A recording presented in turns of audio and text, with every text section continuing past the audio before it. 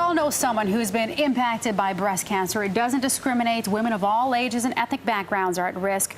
Early detection and treatment is key to successful outcomes. And joining me now is Dr. Kevin Campbell. Thank you for joining us, Doctor. Thank you. Good morning. So tell us, what is breast cancer and how common is this? So breast cancer, outside of skin cancer, is the most common cancer in women. It is the second most common cause of death from cancer in women of all ethnic backgrounds. Right. It is abnormal tissue growth in the breast tissue. There's two main types. There's a ductal cancer and there's a lobular cancer, and it just depends on the type of cell that grows abnormally. But it is a very big problem in the U.S. today. Oh, yeah. Well, what are some of the factors that go with it? I know some people say, oh, it's hereditary, but it goes beyond that, too. It really does. Research has shown that there are some risk factors beyond genetics, such as obesity, alcohol use, actually things that you can't control either, late menopause, early first menstrual period, whether or not you've had a child, or long-term estrogen replacement therapy also seems to play a role. So tell us about some of the common screening tests for breast cancer, and are they really effective?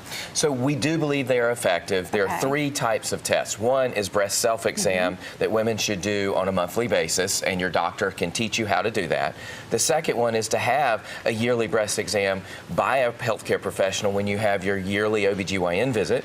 And the third is screening mammograms. Mammograms, we're now recommending in women over 50 up to 74 every other year.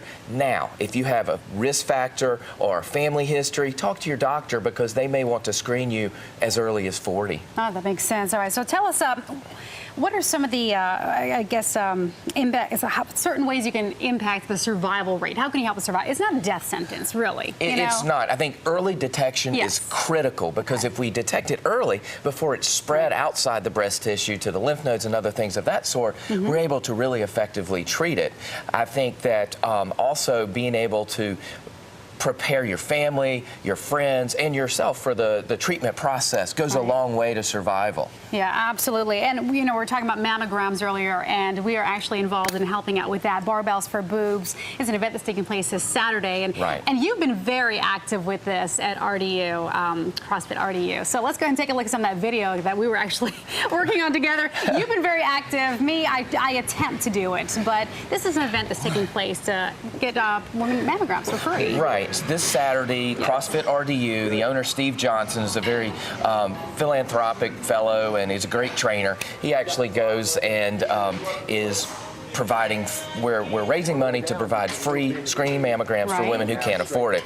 And on Saturday at CrossFit, we're going to have a workout that's dedicated to raising money for this event. I'm laughing because this is tough right there. That was like, what, lap 50? Yeah, something like that. Look at you, though. But again, it's Barbells for Boobs at CrossFit RDU in Raleigh, Saturday, July 20th at 9 a.m. And don't be intimidated because you can make it as hard or as easy as you want. You can go to our website for more information on that, too, at WNCN.com. Also, on Friday, I'm going to introduce you to Marilyn and Emily Turgeon. Marilyn is a breast cancer survivor, and her daughter Emily is very involved in Barbells for Boobs. And you know Emily, too. Absolutely. She is like an inspiration. She is a great CrossFit trainer. She does a great job there, and I can't keep up with her. Oh, I know. She's amazing. They're both very tough ladies, and they want to make sure other people don't have to go through what they went through. Exactly. So definitely check that out.